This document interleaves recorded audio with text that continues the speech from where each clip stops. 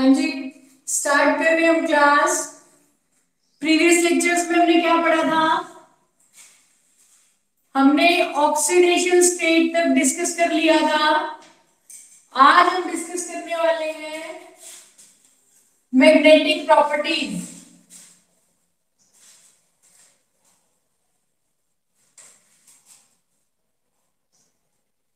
देखो, magnetic properties की हम बात कर रहे हैं, तो मैग्नेटिक प्रॉपर्टीज को हम दो तरीके से एक्सप्रेस कर सकते हैं। They are expressed in terms of, firstly हम बोल सकते हैं पेयर्ड और अनपेयर्ड इलेक्ट्रॉन की फॉर्म में, और सेकेंडली हम डिस्कस कर सकते हैं in the form of magnetic moment. यानी मैग्नेटिक प्रॉपर्टीज को एक्सप्रेस करने के दो तरीके हमारे पास। या तो हम ऐसे एक्सप्रेस कर सकते हैं कि कोई भी सब्सटेंस है, कोई भी एलिमेंट है, उसके अंदर पेयर्ड इलेक्ट्रॉन्स हैं या फिर अनपेयर्ड इलेक्ट्रॉन्स हैं। और हमें पता है कि अगर पेयर्ड इलेक्ट्रॉन्स होते हैं तो वो सब्सटेंस कैसा होता है? पैरामैग्नेटिक। और सॉरी, पेयर्ड इलेक्ट्रॉन्स होते हैं तो वो सब्सटेंस कैसा होता है? डायमैग्नेटिक। और जहां पे एक या एक से ज्यादा अनपेयर्ड इलेक्ट्रॉन प्रेजेंट होते हैं उसको हम क्या बोलते हैं? पैरामैग्नेटिक। यानी सिंपल सी बात है, कोई भी अगर एलिमेंट है, जैसे हमने मान लो सीरियम को ही ले लिया, ठीक है, तो सीरियम की इलेक्ट्रॉनिक कॉन्फ़िगरेशन में पहले सीरियम का एटॉमिक नंबर कितना होता है? 8 होता है। यस और नो? कोई भी एक स्टूडेंट मुझे सीरियम की इलेक्ट्रॉनिक कॉन्फ़िगरेशन बताएगा? सीरियम का इलेक्ट्रॉनिक कॉन्फ़िगरेशन कितना होता है?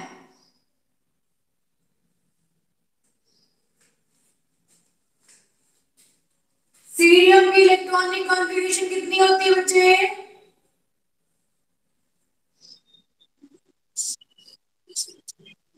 4f। 4f2 कैसे होती है? और कोई स्टूडेंट?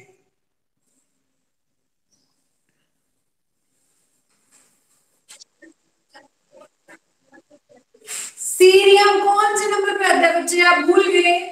लेंथेनम। लालू से प्राइवेट नोडी, लेंथेनम के बाद सीधा कौन आ रहा है? सीरियम आ रहा है। तो फर्स्ट इलेक्ट्रॉन कहां एंटर कर रहा है? लास्ट इलेक्ट्रॉन 4f1 में एंटर करेगा। तो 4f1 5d1 6s2, ये नहीं पढ़ा था हमने? यस और नो? भाई इलेक्ट्रॉनिक कॉन्फ़िगरेशन हमने परसों किया था ना। तो हमने क्या सीखा था? हमने एक ट्रिक सीखी थी पहले तो उसको लर्न करने के लिए, फिर हमने ये सीखा कि इलेक्ट्रॉन को फिल कैसे किया जाता है। लेंथेनम पहला एलिमेंट जो होता है उसमें क्या होता है? F0 होता है। और सीरियम मैंने इसलिए आपको लर्न करने के लिए बोला था, अगर आपको वो लर्न होगा तो ही आप ये मैग्नेटिक मोमेंट है या फिर अनपेयर्ड इलेक्ट्रॉन का पता करना है या फिर s की वैल्यू कैलकुलेट करना है, l की वैल्यू कैलकुलेट करना है, ये तब तक नहीं आएंगे अगर आपको इलेक्ट्रॉनिक कॉन्फ़िगरेशन नहीं आती है। आ रही है बात समझ? तो यहाँ पे सीरियम होता है 58 नंबर पे, यानी इसकी कॉन्फ़िगरेशन रहेगी 4f1 5d1 और 6s2। अगर मुझे ये पता करना है कि ये पैरामैग्नेटिक है डायमैग्नेटिक है, तो क्या मुझे दिख रहा है f सबशेल के अंदर, f ऑर्बिटल के अंदर कितने अनपेयर्ड इलेक्ट्रॉन हैं? 1। d के अंदर भी कितना है? 1। और s क्या है? पेयर्ड है। तो कितने अनपेयर्ड इलेक्ट्रॉन हो गए यहाँ पे? 2। तो ये बताना है कोई पर डायमैग्नेटिक है या पैरामैग्नेटिक है?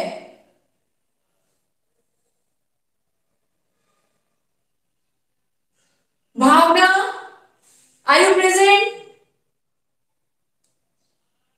भावना,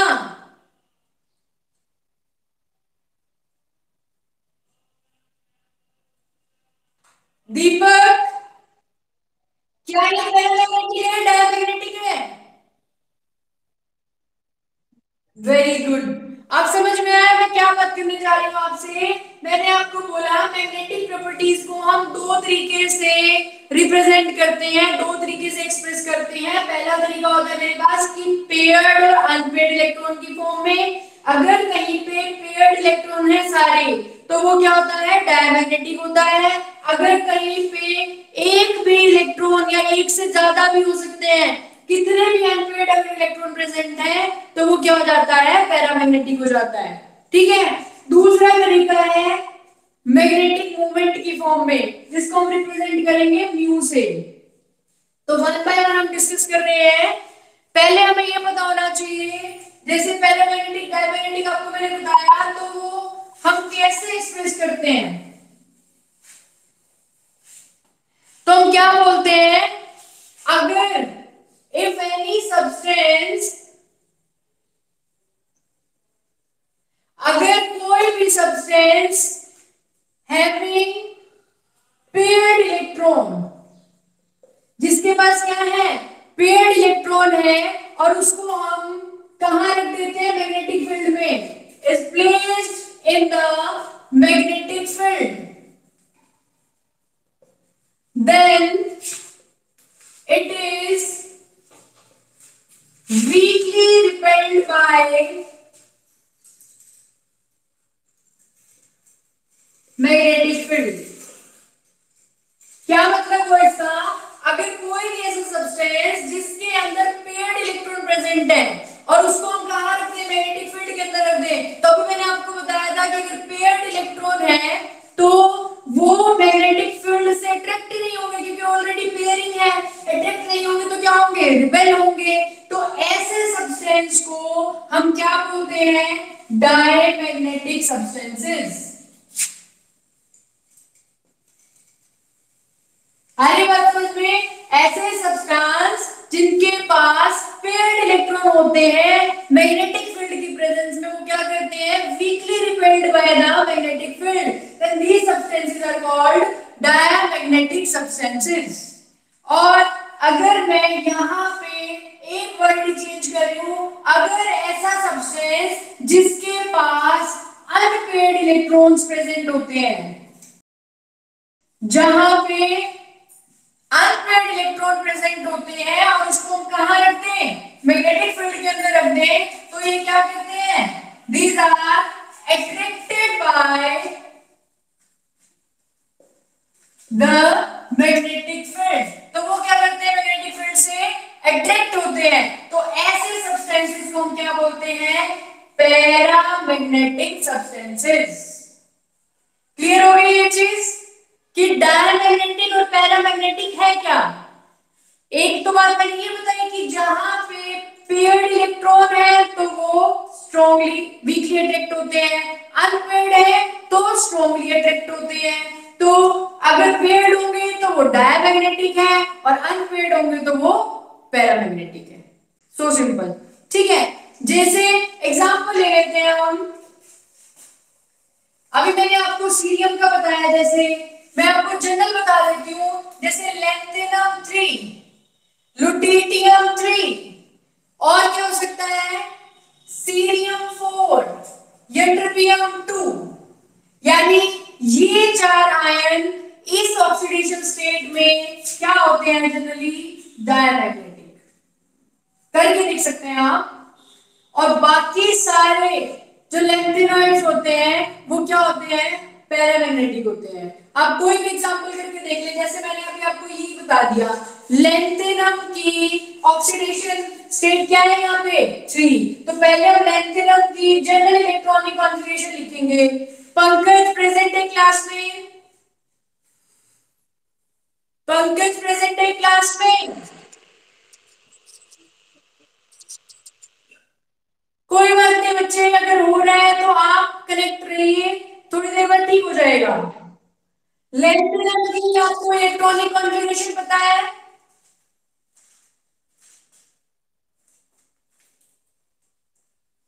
लेंथिनम की इलेक्ट्रॉनिक कॉन्फ़िगरेशन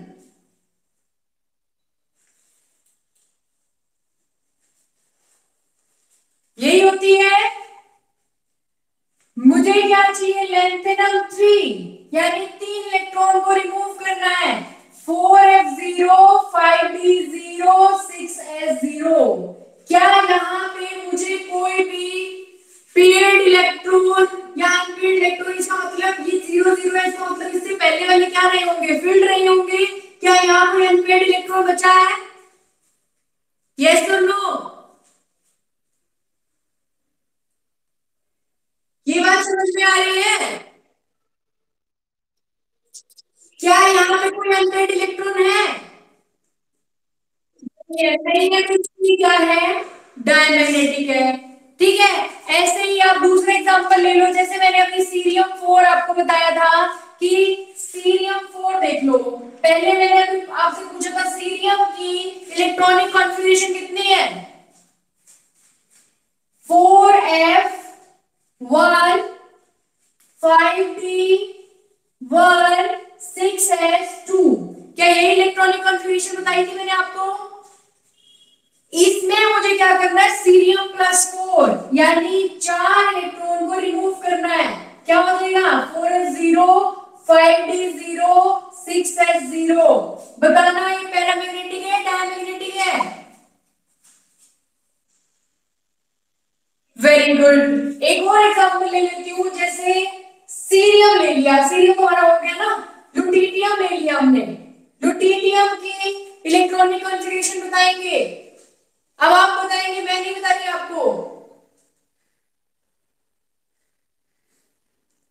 ड्यूटेरियम की इलेक्ट्रॉनिक कॉन्फ़िगरेशन क्या होती है?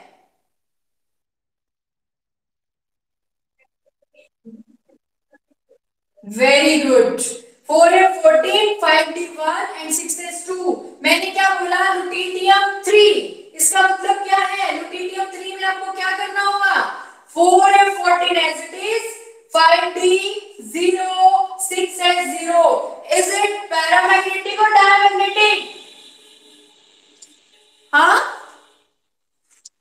Very good. क्योंकि यहाँ पे कोई अनपेड इलेक्ट्रॉन बचा ही नहीं है, इसलिए क्या हो गया, डायमैग्नेटिक हो गया। तो मैंने आपको यही बोला। अब मैं इसका फोर्थ एग्जांपल भी लेके बता देती हूँ आपको कि यट्रियम, यट्रियम की इलेक्ट्रॉनिक कॉन्फ़िगरेशन बताएंगे मेरे को जल्दी से।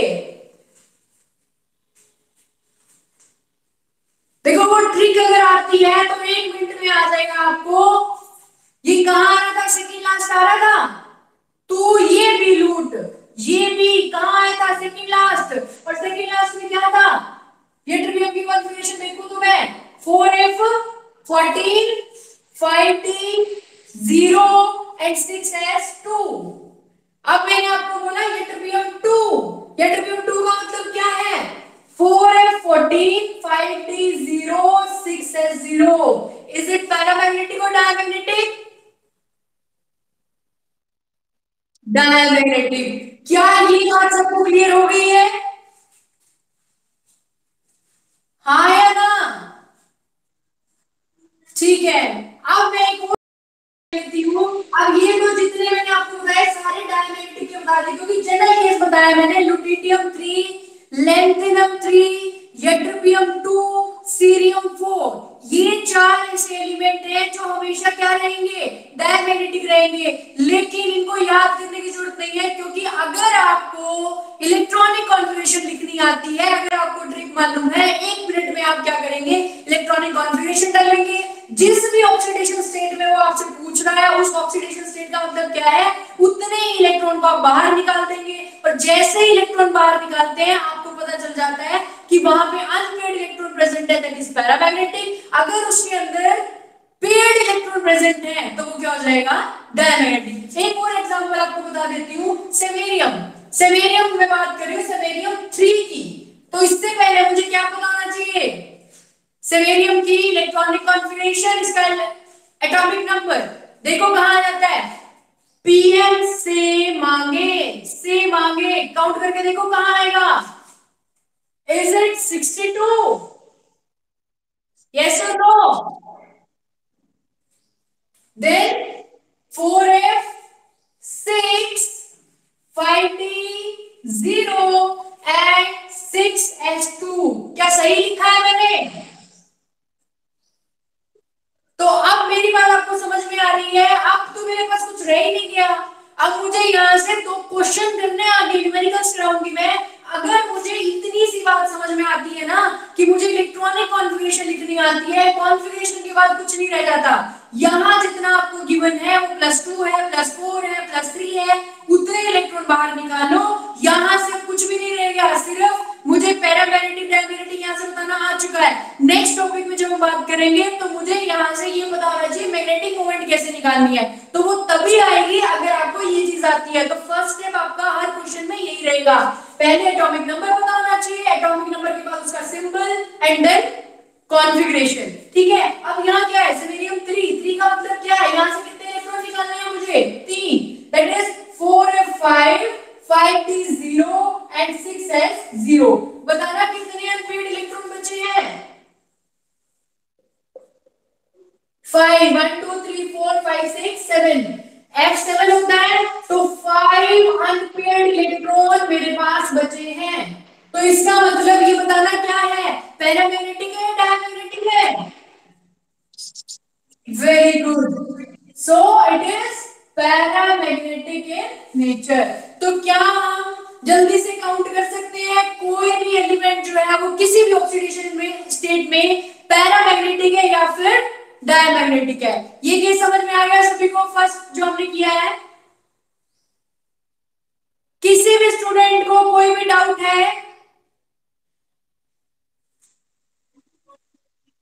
शॉर्ट में रिपीट कर देती हूँ। बच्चे मैंने आपसे सिर्फ एक ही पॉइंट डिस्कस किया, मैंने क्या कहा कि सबसे पहले मुझे क्या आनी चाहिए, किसी भी एलिमेंट की इलेक्ट्रॉनिक कॉन्फ़िगरेशन आनी चाहिए। वो कॉन्फ़िगरेशन की ट्रिक मैंने आपको बता रखी है, आपसे जो भी एलिमेंट पूछता है उस एलिमेंट का आपको इलेक्ट्रॉनिक कॉन्फ़िगरेशन लिखना आना चाहिए। ठीक है, अगर आपको इलेक्ट्रॉनिक कॉन्फ़िगरेशन आता है तो आपसे पूछेगा कि मान लो +2 में पूछ लिया, +3 में पूछ लिया या +4 में पूछ लिया, इन ऑक्सीडेशन स्टेट्स में ये पूछेगा कि कोई भी एलिमेंट पैरामैग्नेटिक है या फिर वो डायमैग्नेटिक है। अब ये पता करने का तरीका क्या है, मैंने आपसे कहा अगर कोई एलिमेंट पैरामैग्नेटिक है तो वो कब है, अगर उसके अंदर क्या प्रेजेंट है, अनपेयर्ड इलेक्ट्रॉन। और कोई भी एलिमेंट अगर डायमैग्नेटिक है तो इसका मतलब क्या है, उसके अंदर क्या प्रेजेंट है, पेयर्ड इलेक्ट्रॉन। अगर किसी को ये बात समझ नहीं आ रही कि अनपेयर्ड और पेयर्ड कैसे देखते हैं, तो मैंने अभी फिल करके दिखाया। जैसे मैंने अभी ये देख लेती हूँ, मैं इसमें 4 और 14 है, ठीक है, पहले आपको ये पता होना चाहिए। मैं कोई ऐसा ले लेती हूँ जिसमें और भी फील्ड होंगे, जैसे मैंने अभी सेलेनियम लिया था, ठीक है, तो सेलेनियम के अंदर क्या था, 4f6 5d0 और 6s2, ये थी इसकी कॉन्फ़िगरेशन। ठीक है, तो मैंने क्या किया, सेमेरियम 2 लेना है, ठीक है, और इसको बताना है कि ये पैरामैग्नेटिक है डायमैग्नेटिक है। इसके लिए मैंने सेमेरियम 2 का मतलब क्या है, उतने ही इलेक्ट्रॉन, जितना प्लस चार्ज दे रखा है उतने इलेक्ट्रॉन्स को बाहर निकाल दो। अब इतने इलेक्ट्रॉन्स को बाहर निकालो तो ऑब्वियसली वाला जो आउटर में पहले हो जाएंगे, तो 4f6 5d0 और 6s0 ये आ गया। अब मुझे ये पता करना है कि अनपेयर्ड है, ये पेयर्ड है या अनपेयर्ड है। तो आपको पता है f ऑर्बिटल के अंदर कितने कितने ऑर्बिटल्स होते हैं, f के अंदर 7 होते हैं, 1 2 3 4 5 6 7। तो कितने हैं, 1 2 3 4 5 एंड 6। क्या यहाँ पे पेयरिंग है, पेयरिंग का मतलब क्या है कि किसी भी ऑर्बिटल के अंदर इस तरीके से इलेक्ट्रॉन प्रेजेंट होना। क्या इनमें से कहीं भी यहाँ पे पेयरिंग है, नहीं है। पेयरिंग नहीं है तो यहाँ पे कितने अनपेयर्ड है, 6 अनपेयर्ड इलेक्ट्रॉन है। और जब भी अनपेयर्ड इलेक्ट्रॉन होते हैं तो वो कैसा सब्सटेंस होता है, पैरामैग्नेटिक सब्सटेंस। समझ में आ रही है। और कहीं भी अगर पेयर्ड इलेक्ट्रॉन है, जैसे ये केस देख लो, अब इसमें क्या है 14 है और ये दोनों खाली है, तो 14 को फिल कर लो, 6 7 8 9 10 11 12 13 और -40। बताना यहाँ पे कहीं भी अनपेड इलेक्ट्रॉन बचा है? हाँ या ना? तो ये कैसा है फिर? यट्रियम 2 कैसा है फिर?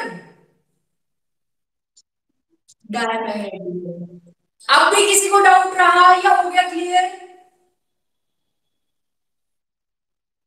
ठीक है, अब मैं नेक्स्ट टर्म को एक्सप्लेन करने वाली हूं। मैंने आपसे बोला था कि मैग्नेटिक प्रॉपर्टीज को हम दो तरीके से एक्सप्रेस करते हैं। एक तो आपने कर लिया कि वो या तो पैरामैग्नेटिक होगा और या फिर क्या होगा, डायमैग्नेटिक होगा। दूसरा क्या होगा इन टर्म्स ऑफ, अगर हम बात करें मैग्नेटिक मोमेंट, मैग्नेटिक मोमेंट की टर्म में अगर हम बात करें, मैग्नेटिक मोमेंट को हम रिप्रेजेंट कैसे करते हैं, म्यू से रिप्रेजेंट करते हैं। ठीक है, जितने ज्यादा unpaired electron, more is the number of unpaired electrons, more is the magnetic moment. जितने ज्यादा नंबर ऑफ अनपेयर्ड इलेक्ट्रॉन्स होंगे उतना ही ज्यादा क्या होगा, मैग्नेटिक मोमेंट होगा। अभी मैं बताऊंगी कि कैसे कैलकुलेट करते हैं। उससे पहले हमें क्या पता करना है कि मैग्नेटिक मोमेंट जो है हमारे पास दो टाइप का होता है। एक हमारे पास होता है स्पिन मैग्नेटिक मोमेंट और दूसरा हमारे पास होता है orbital magnetic moment.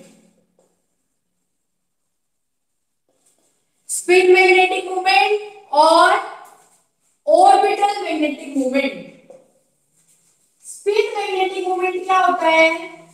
Spin magnetic moment क्या है?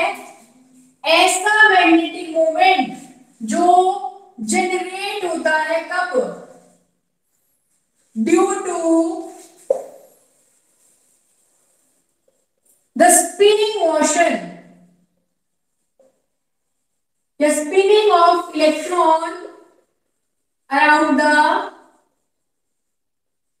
around its own axis।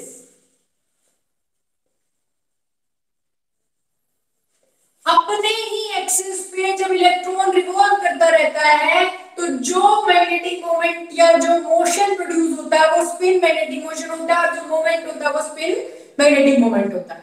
यानी ऐसा मैग्नेटिक मोमेंट जो जनरेट हो रहा है, स्पिनिंग, स्पिनिंग समझ रहे हैं, यानी घूम रहा है इलेक्ट्रॉन अपने ही एक्सिस के सराउंडिंग में, तो उस टाइम में जो मैग्नेटिक मोमेंट होता है उसको क्या बोलते हैं, स्पिन मैग्नेटिक मोमेंट। और ऐसा मैग्नेटिक मोमेंट जो जनरेट होता है due to the orbital motion of electron around the nucleus. जो ऑर्बिटल मूवमेंट मोशन की वजह से क्रिएट हो रहा है मैग्नेटिक मूवमेंट वो क्या है, ऑर्बिटल मैग्नेटिक मूवमेंट। जो spinning of electron around the its own axis that is called spin magnetic movement. ठीक है, तो स्पिन मैग्नेटिक मूवमेंट को हम रिप्रेजेंट करते हैं किससे, एस, और ऑर्बिटल मैग्नेटिक मूवमेंट को हम रिप्रेजेंट करते हैं किससे, एल से। क्या इतनी बात समझ में आ गई? यस और नो? क्या ये चीज समझ में आ गई कि भाई जितना ज्यादा मैग्नेटिक मोमेंट कब होता है, जितने ज्यादा अनपेड इलेक्ट्रॉन होते हैं उतना ही ज्यादा मैग्नेटिक मोमेंट होता है। दूसरी बात, मैग्नेटिक मोमेंट जो है वो दो तरीके से हम बता सकते हैं, यानी स्पिन मैग्नेटिक मोमेंट होता है और ऑर्बिटल मैग्नेटिक मोमेंट होता है। जो spinning of electron around its own axis की वजह से जो मैग्नेटिक मोमेंट प्रोड्यूस होएगा वो क्या होगा, स्पिन मैग्नेटिक मोमेंट। और जो ऑर्बिटल मोशन की वजह से जो प्रोड्यूस होगा उसको हम क्या बोल देते हैं, ऑर्बिटल मैग्नेटिक मोमेंट। ठीक है, और मैग्नेटिक मोमेंट को हम कैसे रिप्रेजेंट करते हैं, यहां पे S प्लस L, यानी स्पिन मैग्नेटिक मोमेंट भी इसके अंदर इन्वॉल्व हो रहा है और ऑर्बिटल मैग्नेटिक मोमेंट भी इसके अंदर इन्वॉल्व हो रहा है। क्या इतनी बात हमें क्लियर है? यस और नो? क्या ये हमें समझ में आ रहा है? हाँ जी, ठीक है। तो मैं आपसे क्या कहने वाली हूं कि हमें यहाँ पे मैग्नेटिक मोमेंट पढ़ना है, स्पिन और स्पिन मोशन की वजह से भी और ऑर्बिटल मोशन की वजह से भी। ठीक है, तो उसका फॉर्मूला हमें क्या मिलता है? आई root 4s s plus 1 plus l plus 1, where s is total spin quantum number और l is total orbital quantum number। ठीक है, अब यहां तक अगर क्लियर हो गया है तो मैं एक चीज और डिस्कस कर लेती हूं आपसे कि अगर हम बात करते हैं डी ब्लॉक एलिमेंट की, ये चीज मैं रब कर रही हूं। अगर हम डी ब्लॉक एलिमेंट के केस में देखते हैं तो वहां पे देखो मोशन तो स्पिन मैग्नेटिक मोमेंट भी होता है, ऑर्बिटल मैग्नेटिक मोमेंट भी होता है, लेकिन डी ऑर्बिटल के केस में मैग्नेटिक मोमेंट जो होता है, magnetic moment is only due to spin motion of the electrons, not due to orbital motion। Means orbital motion is quenched। Quench का मतलब समझेंगे, यानी रिस्ट्रिक्टेड। क्वेंच का मतलब क्या होता है? रिस्ट्रिक्टेड। इसका मतलब क्या हुआ, जब डी ब्लॉक की बात करते थे हम तो वहां पे यानी ट्रांजिशन एलिमेंट की जब हम बात करते थे तो वहां पे जो मैग्नेटिक मोमेंट होता था ना वो सिर्फ म्यू एस होता था, म्यू एस प्लस एल नहीं होता था। म्यू एस प्लस एल कब होगा? जब हम बात कर रहे हैं किसकी? एफ ब्लॉक की, यानी जहां पे एस और एल यानी ऑर्बिटल मोशन भी प्रेजेंट हो और स्पिन मोशन भी प्रेजेंट हो, तब हम बात करते हैं दोनों मोशंस की। यहां पे क्या होता था कि सिर्फ और सिर्फ जो मैग्नेटिक मोमेंट है वो किस वजह से आ रहा था? Spin motion of the electron की वजह से, ऑर्बिटल मोशन की वजह से नहीं था। यानी ऑर्बिटल मोशन जो था वो क्या था? क्वेंच था, यानी क्वेंचिंग हो रही थी उसके अंदर। वो क्यों हो रही थी? क्योंकि जो डी ऑर्बिटल्स होते हैं वो क्या होते हैं? Not well shielded. वो उनमें शील्डिंग अच्छी नहीं होती। शील्डिंग अच्छी नहीं होने का मतलब क्या है कि वो जल्दी से अट्रैक्ट हो जाते हैं, यानी सराउंडिंग में जो हमारे पास लिगेंड्स होते हैं ना उनके साथ क्या कर लेते हैं? वो इंटरेक्ट कर लेते हैं। देखो शील्ड का मतलब क्या है कि उसके आगे एक दीवार आ गई, यानी वहां से अट्रैक्शन इजीली नहीं हो पा रहा। ठीक है, यहाँ पे क्या है? डी ऑर्बिटल्स के केस में they are not well shielded. अगर शील्डिंग अच्छी नहीं है इसका मतलब क्या है कि वो लिगेंड्स के साथ इंटरेक्ट कर रहे हैं। लिगेंड्स के साथ इंटरेक्ट करने का मतलब क्या है कि उनके अंदर इलेक्ट्रिक फील्ड जनरेट हो रहा है लिगेंड की वजह से, और जो इलेक्ट्रिक फील्ड जनरेट हो रहा है वो क्या कर रहा है? ऑर्बिटल मोशन को क्या कर देता है? क्वेंच कर देता है। ठीक है, तो इस वजह से वहां पे हमें क्या नहीं मिलता? ऑर्बिटल मोशन नहीं मिलता, और ऑर्बिटल मोशन जो है रेस्ट्रिक्ट होने की वजह से क्या हो जाता है? क्वेंचिंग हो जाती है, और क्वेंचिंग हो जाती है तो सिर्फ और सिर्फ जो हमें वहां पे मैग्नेटिक मोमेंट मिलता था वो स्पिनिंग मोमेंट की वजह से मिलता था। ठीक है, लेकिन अगर मैं बात करूं जिसकी हम बात कर रहे थे एफ ऑर्बिटल्स की, एफ ऑर्बिटल्स में क्या होता है कि जो एफ ब्लॉक एलिमेंट्स होते हैं दे आर वेल शील्डेड, और वेल शील्डेड है तो इसका मतलब क्या है कि ये लिगेंड्स के साथ इजीली इंटरेक्ट नहीं नहीं कर रहे? नहीं कर रहे तो इसका मतलब इसके अंदर स्पिनिंग मोशन भी है और ऑर्बिटल मोशन भी है। इसका मतलब क्या है बच्चे? माइक किसका ऑन है? माइक किसका ऑन है? जिसका भी माइक ऑन है प्लीज ऑफ कर लो, डिस्टर्बेंस क्रिएट हो जाती है इससे। ठीक है, तो मैं यह बात कर रही थी कि ये वेल शील्डेड होते हैं हम लोग एलिमेंट्स, इस वजह से क्या करते हैं इसके अंदर जो लिगेंड्स के साथ इंटरेक्शन है वो क्या होती है? कम होती है। कम होती है तो इसके अंदर स्पिनिंग मोशन भी होता है और ऑर्बिटल मोशन भी होता है। इसीलिए मैंने बात की थी कि जो मैग्नेटिक मोमेंट होगा वो स्पिनिंग मोशन की वजह से भी होगा और ऑर्बिटल मोशन की वजह से भी होगा। ठीक है, तो हमारे पास क्या आ जाता है? जो मैंने फॉर्मूला अभी डिस्कस किया था 4s s+1 plus l l+1, ये हमारे पास क्या आ जाता है इसका? दैट इज बोर मैग्नेटन, इसकी यूनिट है। ये हमारे पास फॉर्मूला आ जाता है काउंट करने के लिए मैग्नेटिक मोमेंट को। लेकिन ये सिर्फ कहां अप्लाई होता है? एक बात और ध्यान रखनी है आपको, ये सिर्फ कहां अप्लाई होता है? जहां पे हाफ फिल्ड या फिर फुली फिल्ड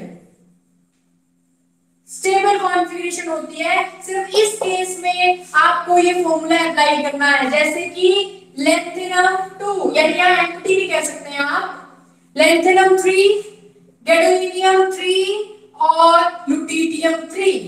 अगर ये तीन केसेस हैं यानी हाफ फील्ड हो, एम्प्टी हो और फुल फील्ड हो, इन तीन केसेस में आप डायरेक्ट ये फॉर्मूला अप्लाई कर सकते हैं और ये करके आप मैग्नेटिक मोमेंट को कैलकुलेट कर सकते हैं। ठीक है, अदरवाइज नेक्स्ट अगर मैं बात करूं, अगर वो मोर देन हाफ फील्ड है या फिर लेस देन हाफ फील्ड है, जैसे कि मैं बात करूं कोई भी ऐसे एलिमेंट एक्सेप्ट दीज थ्री, कोई भी एलिमेंट हो और वहां पे आपको क्या निकालना हो? मैग्नेटिक मोमेंट कैलकुलेट करना हो, तो क्या होगा वहां पे? उसके लिए आपको फॉर्मूला यूज करना है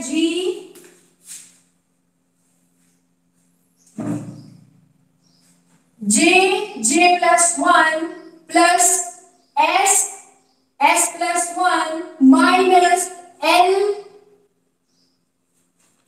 एक मिनट, आपको पहले तो हमें G निकालना आना चाहिए।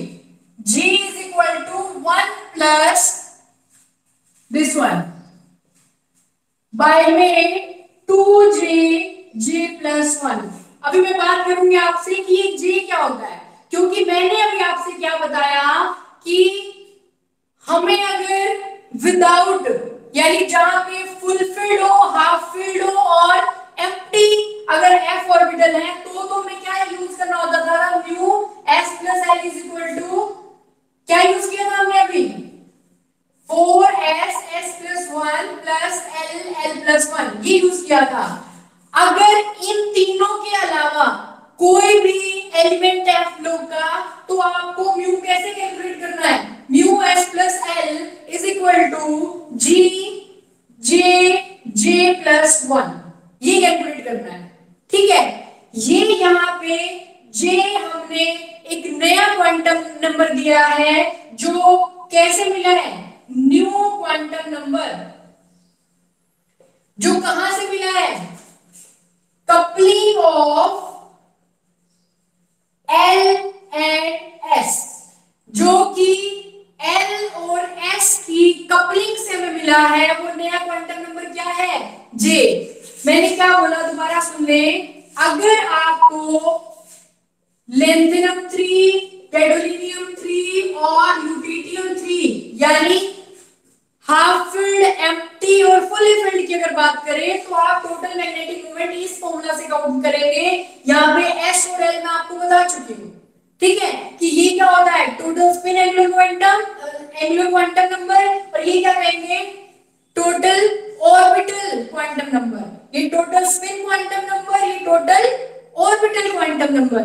फिर मैंने बात की अगर इन तीनों को छोड़ के फ्लो एलिमेंट में आपको किसी का भी मैग्नेटिक मोमेंट निकालना है तो आप कैसे कैलकुलेट करेंगे? G J+1, जहां पे J क्या है, न्यू क्वांटम नंबर है जो कहां से आया, कपलिंग ऑफ L+S। दूसरी बात, ये G क्या है जिसकी मैंने यहां बात की, this G is the Lende splitting factor. ये G क्या है हमारे पास, लेंडे स्प्लिटिंग फैक्टर, जिसकी वैल्यू क्या होती है, 1, ये 1 पूरे के आगे है, 1 plus J+1 plus S+1 minus L+1 bye 2J+1। ठीक है, अब क्या रहेगा हमारे पास, ये तो हमारे हो गए 3 फॉर्मूलाज। ठीक है, उसके बाद एक चीज आपको क्या ध्यान रखनी है कि J is equal to L+S and J is equal to L-S, यानी ये J की वैल्यू कैसे निकालनी है, वो L+S कब होगी, अगर हमारे पास orbital is more than half filled, और L-S कब होगी, when orbital is less than half filled। अब more than half filled और less than half filled का मतलब समझ रहे हैं, यानी f ऑर्बिटल के अंदर अगर 7 से ज्यादा है तो वो क्या हो गया, more than half filled हो गया। तो आपको J की वैल्यू क्या यूज करनी है, L+S। अगर मैं बात करूं कि वो 7 से कम है, F7 से कम है, इसका मतलब लेस देन हाफ फील्ड है, तो उस टाइम आपको क्या यूज करना है, L-S।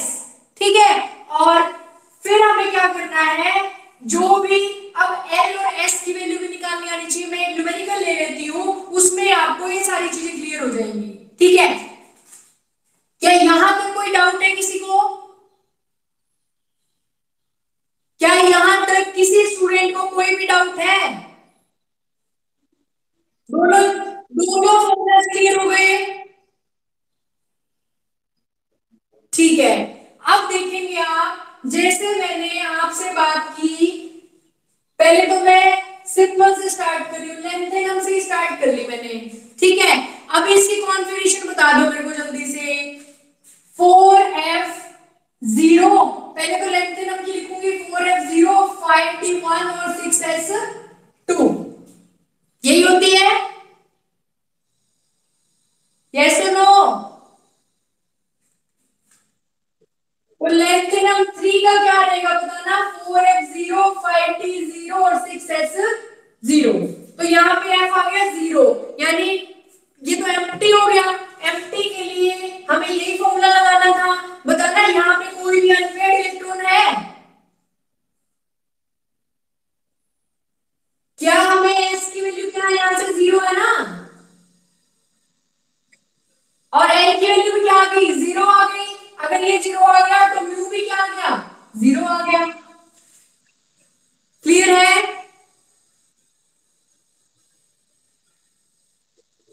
अब देखो नेक्स्ट में ले रही हूं गैडोलीनियम का केस। गैडोलीनियम क्या होता है, 4s7 5d1 6s2। मैंने गैडोलीनियम 3 के अंदर क्या निकालना है, ऑर्बिटल मैग्नेटिक मोमेंट निकालना है। बताना पहले मैं दोनों में से कौन सा फॉर्मूला यूज करूं। गैडोलीनियम 3 कितना हो जाएगा, 4s7 5d0 एंड 6s0। बताना कौन सा फॉर्मूला यूज करूं,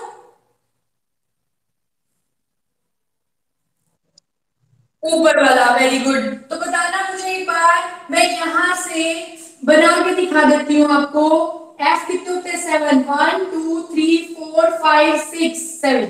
ठीक है, 7 फिल कर दो, 1 2 3 4 5 6 एंड 7। और आपको एस की वैल्यू कैसे निकालनी होती है, एस इज इक्वल टू, कितने नंबर ऑफ अनपेयर्ड इलेक्ट्रॉन है यहाँ पे, 7 है, 7 इंटू एक इलेक्ट्रॉन की स्पिन कितनी होती है अगर ऊपर वाले डायरेक्शन में है तो वो +½ पता है सभी को। तो ये क्या हो जाएगा, 7/2। ठीक है, और यहां से L की वैल्यू कैलकुलेट करना, हमें +3 +2 +1 0 -1 -2 एंड -3। बताना यहां से L की वैल्यू कितनी आएगी, सबको ऐड कर देंगे हम, क्योंकि 1 1 इलेक्ट्रॉन है, सभी को ऐड कर देंगे। क्या आ जाएगा यहाँ पे सारे कैंसिल आउट हो जाएंगे, क्या आ जाएगी एल की वैल्यू? जीरो। आ रही है बात समझ में? और एस की वैल्यू आ गई आपके पास, एल की वैल्यू आ गई। अब क्या करना है, इसमें पुट करना है। कर लेंगे पुट या नहीं? देखें, 4 इंटू एस की वैल्यू क्या आई, 7/2। 7/2 प्लस में 1, एल आ गया 0। 0 + 1, बस पुट कर दिया, कितना आ जाएगा? 14 इंटू 7/2 + 1, इसका अंडर रूट क्या आ जाएगा ये? It's √63 which is equal to 7.9 watt magneton. क्या हमें ये समझ में आ गया कि गैडोलीनियम के केस में आपको मैग्नेटिक मोमेंट कैसे कैलकुलेट करना है? Is it clear? हाँ जी, समझ में आया? कोई डाउट है? किसी को कोई डाउट है?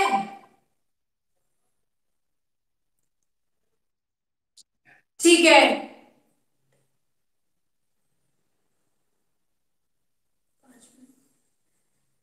नेक्स्ट न्यूमेरिकल हम नेक्स्ट क्लास में करेंगे। बाकी आप ट्राई करके देखना। अब तो हमने यहाँ पे सिर्फ ये केस किया है, बाकी कल और भी करा देंगे कि जब हाफ फील्ड है, मोर देन हाफ फील्ड हो, तो कैसे कैसे केसेस अप्लाई करने हैं। हाफ फील्ड में, एम्प्टी में और फुल फील्ड में हमने ये वाला फॉर्मूला अप्लाई किया है। नेक्स्ट न्यूमेरिकल आप ट्राई करके देखेंगे जिसमें वो या तो लेस देन हाफ फील्ड है या फिर वो मोर देन हाफ फील्ड है। उसके केस में आपको जो मैंने दूसरा फॉर्मूला बताया, जी जे जे प्लस 1 अंडर रूट, वो वाला अप्लाई करेंगे। जी की वैल्यू यहां से निकालेंगे और जे की वैल्यू इस तरीके से एल और एस निकाल के, एल प्लस एस कब लेना है, जब वो मोर देन हाफ फील्ड होगा। एल माइनस एस कब लेना है, जब वो लेस देन हाफ फील्ड होगा। ये दोनों वैल्यू कैलकुलेट करके और उस फॉर्मूले के अंदर पुट कर देंगे, तो हम वहां से बाकी एलिमेंट्स के लिए क्या निकाल सकते हैं, मैग्नेटिक मोमेंट निकाल सकते हैं। ठीक है, सभी को क्लियर है? ठीक है, अब मैं अटेंडेंस ले रही हूँ। कोई भी डाउट हो तो आप मेरे से पूछ सकते हैं, अदरवाइज हम अटेंडेंस स्टार्ट कर रहे हैं।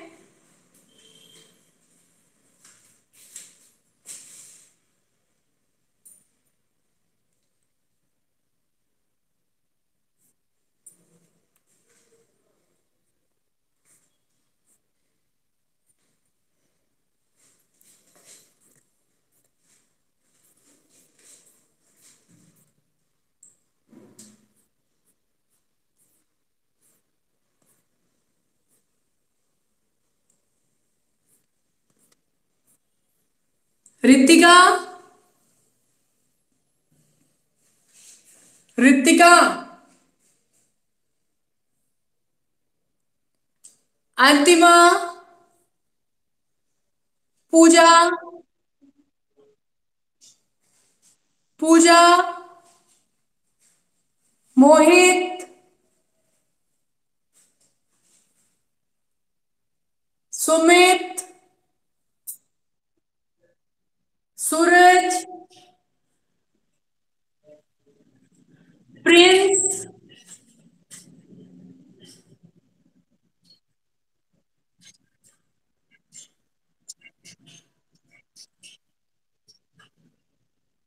प्रिंस, विनती, मुकुल, शिवा, आशीष, अमृत, भावना, प्रियंका, जावेद, दीक्षा, रितु, योगेश, विकास, पंकज, जीतू, आरजू, अनुष्का, लोकेश, शिवम,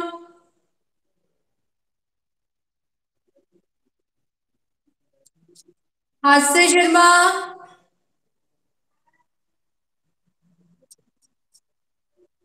ओके, दीक्षा अगेन, दीक्षा शर्मा, हर्ष, अनुराधा, संजू, उत्तम, Arun, Ankita, Ayushi, Aditya, Radhika and Manish.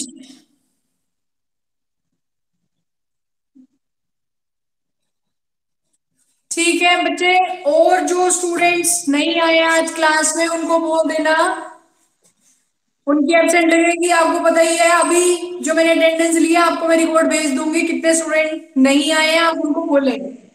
Yes Nancy, अभी ज्वाइन कर रहे हैं।